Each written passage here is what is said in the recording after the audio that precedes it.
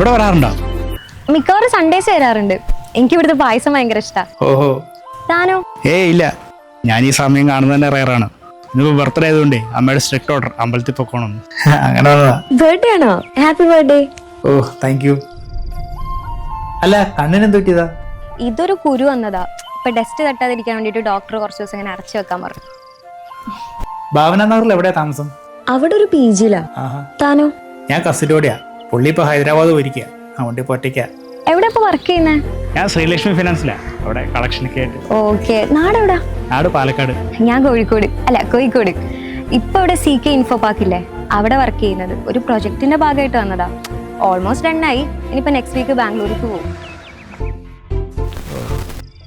പേര് ചോദിക്കാൻ മറന്നു. നിങ്ങളുടെ പേരെന്താ? ഞാൻ മനു. ഞാൻ മാളവിക. എനിക്കറിയാം. എങ്ങനെ? അന്ന് സൂപ്പർ മാർക്കറ്റിൽ വെച്ചൊരു പയ്യൻ വിളിക്കുന്ന കേട്ടായിരുന്നു. കിച്ചു. ഫുഡ് കഴിച്ചോ? ഇല്ല, ഞാൻ നോർമലി രാവിലെ കഴിക്കാറില്ല. ഇവിടെ ശരവണയിലെ നല്ല മസാല ദോശ കിട്ടും. ഇന്നിപ്പോ ബർത്ത്ഡേ അല്ലേ, നമുക്ക് പോയി കഴിച്ചാലോ? പോവാലോ.